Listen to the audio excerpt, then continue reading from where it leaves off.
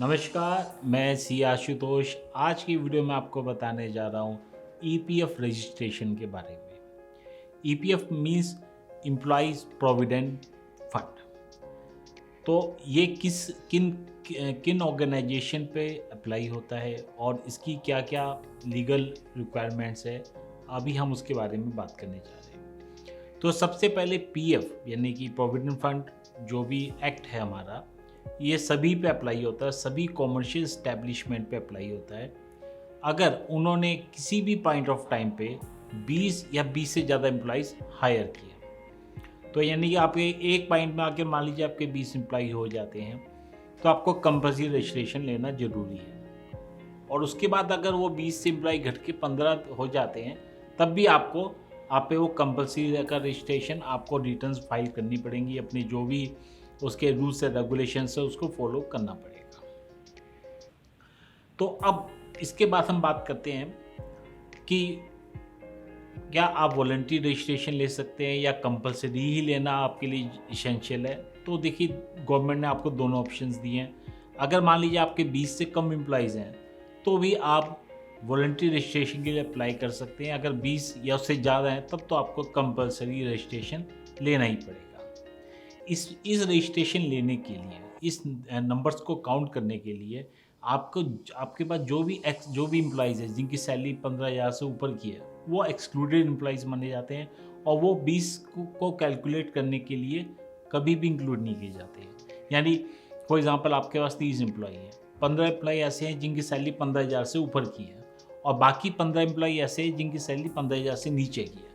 तो आपके लिए वो वॉलंटरी रजिस्ट्रेशन है, कंपल्सरी लेने के लिए आपको कोई बाध्यता नहीं है। लेकिन अगर मान लीजिए 20 एम्प्लॉई या उससे ऊपर हो जाते हैं और उनकी सैलरी 15,000 या उससे कम होती है, तो आपके ऊपर वो इम्प्लीमेंटेशन होगा। वो जो भी प्रोविजंस हैं एम्प्लॉइज़ प्रोविडेंट फंड के, वो आप पे अप्लाई हो जाएंगे।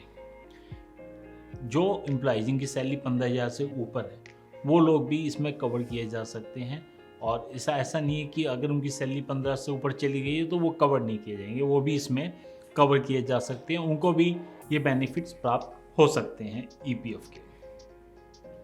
ईपीएफ के क्या बेनिफिट्स हो सकते हैं? तो देखिए, एम्प्लॉई पॉइंट ऑफ व्यू से जो बेनिफिट्स है उसमें आपके पास एक मंथली सेविंग प्लान बन जाता है। आपकी थोड़ी-थोड़ी सैलरी उसमें डिडक्ट होती रहती है। और लेकिन जब आप एम्प्लॉयमेंट छोड़ते हैं, आप एक अच्छी एज को अटेंड कर लेते हैं, आपने लंबा काम कर लिया होता है उस ऑर्गेनाइजेशन में, तो आपको भी एक बहुत बड़ा अमाउंट मिलता है। इसमें इंटरेस्ट काफ़ी अच्छा होता है। जो बैंक के इंटरेस्ट हैं या और भी जो इंटरेस्ट हैं, उनसे ज़्यादा इंटरेस्ट आपको मिलता है। ये टैक्स फ्री होता है इंटरेस्ट। अगर आपने 5 साल या उससे ज़्यादा की जॉब कर ली है, तो ये कुछ बेनिफिट्स हैं जो ईपीएफ के एम्प्लॉइज़ के लिए हो सकते हैं। इसमें सबसे बड़ा बेनिफिट ये है कि आप इंश्योरेंस भी आप इसमें कवर होते हैं। यानी कि जो ईडीएलआई चार्जेस होता है, जो एम्प्लॉयर पे करता है हर महीने एम्प्लॉय के बिहाफ पे, तो इससे क्या होता है, एम्प्लॉय के लिए कोई अगर मान लीजिए उनकी मृत्यु हो जाती है या कोई दिक्कत आती है उनको मृत्यु होने पे, तो उनके परिवार को ईडीएलआई के अंतर्गत एक इंश्योरेंस मिल जाता है, एक अमाउंट मिल जाता है, जिससे कि वो उसको काफ़ी सहूलियत हो सकती है। तो अब हम बात करते हैं ईपीएफ रजिस्ट्रेशन के बारे में। तो अगर आपको ईपीएफ रजिस्ट्रेशन लेना है, तो इसके लिए आपको ईपीएफ के जो वेबसाइट है उसके थ्रू आप रजिस्टर नहीं कर सकते हैं। इसके रजिस्टर करवाने के लिए आपको श्रम सुविधा के पोर्टल पे जाना होगा। इसके लिए आप सीधे श्रम सुविधा के पोर्टल पे आ सकते हैं, जिसकी वेबसाइट का नाम है www.registration.shramsuvidha.gov.in। आप डायरेक्टली इस पे जा सकते हैं या फिर आप ईपीएफ के थ्रू भी जा सकते हैं। यानी आपको टाइप करना होगा www.epfindia.gov.in। उसके बाद आपको इस्टेब्लिशमेंट रजिस्ट्रेशन पे क्लिक करना है और आप श्रम सुविधा के पोर्टल पे पहुंच जाएंगे। इस पोर्टल पे आने के बाद आपको अपना लॉगिन क्रिएट करना है और लॉगिन डालने के बाद, अपना पासवर्ड डालने के बाद आप उसको ओपन कर सकते हैं और अपनी रजिस्ट्रेशन की प्रोसेस को स्टार्ट कर सकते हैं। श्रम सुविधा पोर्टल में आप ईएसआई और ईपीएफ दोनों रजिस्ट्रेशन साथ में ही ले सकते हैं। और अगर आप अलग अलग रजिस्ट्रेशन लेना चाहते हैं या कोई एक रजिस्ट्रेशन लेना चाहते हैं, मान लीजिए आप पीएफ का रजिस्ट्रेशन लेना चाहते हैं, तो पीएफ को सिलेक्ट करके आप अपने काम को प्रोसीड कर सकते हैं।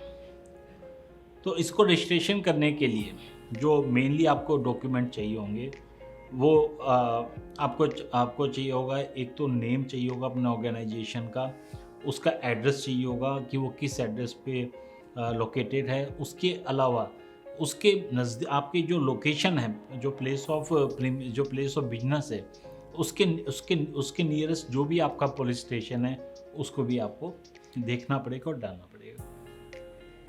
इसके बाद आपके पास जो भी इस्टेब्लिशमेंट है उसका पैन नंबर होना चाहिए, उसका डेट ऑफ इस्टेब्लिशमेंट होना चाहिए कि वो कब इस्टेब्लिश हुआ है, आपका किस कैटेगरी का इस्टेब्लिशमेंट है, क्या वो इंडिविजुअल कैटेगरी का है या पार्टनरशिप फर्म है या कंपनी या कोई और इस्टेब्लिशमेंट है, तो उसकी कैटेगरी आपको पता होनी चाहिए। इसके बाद आपके कितने ऑनर्स हैं, कितने नंबर ऑफ ऑनर्स हैं। अगर मान लीजिए इंडिविजुअल है तब तो ऑब्वियसली एक ही आपका ऑनर होगा। अगर मान लीजिए पार्टनरशिप फर्म है तो उसमें नंबर ऑफ पार्टनर्स आपको डालने पड़ेंगे, कितने पार्टनर्स हैं। अगर कंपनी है तो उसमें नंबर ऑफ डायरेक्टर्स डालने पड़ेंगे, ये सब आपको डालना पड़ेगा। इसके अलावा इन सभी प्रोप्राइटर्स की, इंडिविजुअल्स की, डायरेक्टर्स की आपको नेम, उनका डेट ऑफ बर्थ, उनके फादर का नाम, उनका मोबाइल नंबर, उनका ईमेल आईडी, ये सब बेसिक इन्फॉर्मेशन भी आपके पास होनी चाहिए, क्योंकि ये सब इन्फॉर्मेशन डालनी होती है। तो आपके पास ये सब होना चाहिए। इसके अलावा आपके पास एक एड्रेस भी होना चाहिए उनका, और उसके प्रूफ भी होने चाहिए एड्रेस के, जो कि यूटिलिटी बिल हो सकता है या बैंक स्टेटमेंट हो सकती है। इसके अलावा आपको एक कॉन्टैक्ट पर्सन की डिटेल डालनी पड़ेगी कि उसमें आपका जो भी पीएफ से रिलेटेड वर्क होगा उसमें जो कॉन्टैक्ट डिटेल होगी वो कॉन्टैक्ट डिटेल किस पर्सन की होगी। जनरली कई बार ऑनर अपनी डिटेल डाल सकते हैं, या कई बार वो किसी मैनेजर को या किसी एम्प्लॉय को हायर करते हैं जिसकी डिटेल वो डाल सकते हैं। उस केस में भी आपके पास उस एम्प्लॉय का नाम, उसका उनके फादर का नाम, उनकी डेट ऑफ बर्थ, उनका मोबाइल नंबर, उनका ईमेल आईडी, उनकी डेजिग्नेशन, इनकी डेट ऑफ बर्थ, एड्रेस, ये सभी इंफॉर्मेशन आपको लेनी पड़ेंगी ताकि आप उसको फील कर सकें जब आपको ज़रूरत हो। इसके अलावा आपके पास आइडेंटिफायर डिटेल होनी चाहिए। आइडेंटिफायर क्या हुआ, मान लीजिए आप किसी और चीज़ में रजिस्टर्ड हैं, जैसे आप जीएसटी में रजिस्टर्ड हैं या शॉप इस्टेब्लिशमेंट में रजिस्टर्ड हैं या आप एमएसएमई में रजिस्टर्ड हैं या कोई सी टाइप की और भी रजिस्ट्रेशन अगर आपके पास है तो उसकी डिटेल, उसका रजिस्ट्रेशन नंबर, उसका सर्टिफिकेट आपको उसमें अपलोड करना पड़ता है। उसके अलावा आपको ये पता होना चाहिए कि आपने कंपल्सरी रजिस्ट्रेशन लेना चाह रहे हैं या वॉलंटरी लेना चाह रहे हैं। अगर वॉलंटरी लेना चाहे तो आप ले सकते हैं, उसमें कोई प्रॉब्लम नहीं है, भले ही आपके एम्प्लॉइज़ 19 या उससे कम ही क्यों ना हो। लेकिन अगर आप कंपल्सरी रजिस्ट्रेशन लेना चाहते हैं, यानी आपके जो एम्प्लॉइज़ हैं वो 20 या उससे ऊपर चले जाते हैं एक्सक्लूडेड एम्प्लॉइज़ को हटाने के बाद, तो आपको कंपल्सरी रजिस्ट्रेशन लेना पड़ेगा। इस केस में आपको कुछ डिटेल देनी पड़ेगी कि किस दिन आपके 19 से ज़्यादा एम्प्लॉइज़ हुए हैं, यानी 20 या उससे ऊपर के एम्प्लॉइज़ किस डेट से आपके हुए हैं, उसी डेट से आपको रजिस्ट्रेशन लेना कंपलसरी है। अगर मान लीजिए एक बार आपके 20 एम्प्लॉइज़ हो गए हैं, उसके बाद एम्प्लॉइज़ कम हो जाते हैं, तब भी आपको रजिस्ट्रेशन के लिए मतलब अप्लाई करना ही पड़ेगा और उसके जो भी रूल्स रेगुलेशंस हैं वो आपको फॉलो करने पड़ेंगे। इसके अलावा आपके पास टोटल नंबर ऑफ एम्प्लॉइज़ कितने हैं, उसमें से एक्सक्लूडेड एम्प्लॉइज़ कितने हैं। एक्सक्लूडेड एम्प्लॉइज़ का मीन्स है कि आपकी अगर वो एम्प्लॉइज जिनकी सैलरी 15,000 से ऊपर है और जिन पे ईपीएफ अप्लाई कंपल्सरी नहीं होता है, वो एम्प्लॉइज़ कितने हैं, और इसमें मेल एम्प्लॉइज़ कितने हैं, फीमेल एम्प्लॉइज़ कितने हैं, कॉन्ट्रैक्चुअल एम्प्लॉइज़ कितने हैं, वो सब आपको इन्फॉर्मेशन उसके अंदर डालनी पड़ेगी। अगर आपका प्रीमिसेस रेंटेड है या अपना ओन प्रीमिसेस है, अगर मान लीजिए आपका प्रीमिसेस ओन्ड है, आपका अपना प्रीमिसेस है, उस केस में आपके पास वहाँ के यूटिलिटी बिल होना चाहिए, उसका प्रूफ होना चाहिए, पोजीशन ऑफ जो प्रीमिसेस है वो होना चाहिए आपके पास। अगर मान लीजिए आपने रेंटेड प्रीमिसेस ले रखा है तो आपके पास एक रेंट एग्रीमेंट होना चाहिए और उसकी कॉपी आपको अपलोड करनी पड़ेगी। इसके अलावा आपको ये सिलेक्ट करना पड़ेगा कि आप क्या बिजनेस एक्टिविटी कंडक्ट करते हैं, आपको उसको बिजनेस एक्टिविटी सिलेक्ट करनी पड़ेगी और उसके बाद आप अपनी बिजनेस एक्टिविटी सेलेक्ट करने के बाद कोई ब्रांच है तो आपको उस ब्रांच को मेंशन करना पड़ेगा, उसमें शो करना पड़ेगा कि आपकी ब्रांचेस कहाँ कहाँ पर हैं और कौन कौन सी हैं। उसको आप सबमिट कर सकते हैं फॉर्म को, और उसके बाद आप जब फॉर्म को सबमिट कर लेंगे उसके बाद आप चेंज नहीं कर पाएंगे, कोई भी इसमें आप अमेंडमेंट नहीं कर सकते हैं, और उसको आप फाइल कर सकते हैं either using digital signature certificate और ई साइन। तो यानी कि आपने जो भी नंबर्स वहाँ पे डालेंगे उससे आप ई साइन कर सकते हैं, और या अगर आपके पास डिजिटल सिग्नेचर सर्टिफिकेट है तो उसको यूज़ करके भी आप अपनी एप्लीकेशन को साइन कर सकते हैं। इस प्रोसेस को करने में आपको हार्डली हाफ एन आवर से लेके 1 घंटा लगेगा, यानी कि आप आधे से 1 घंटे के बीच में अपनी एप्लीकेशन को फाइल कर सकते हैं।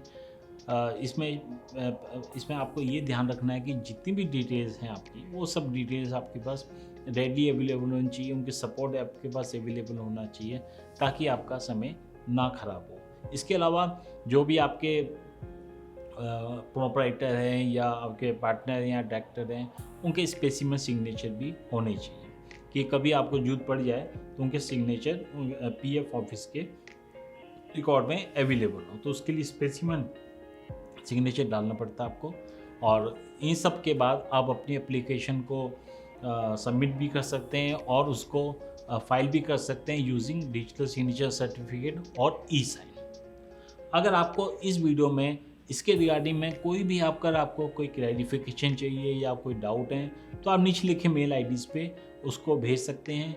हम कोशिश करेंगे कि आपकी जो भी क्वेरीज हैं या आपके जो भी डाउट्स हैं उनको टाइमली मैनर में रिजॉल्व कर सकें। धन्यवाद।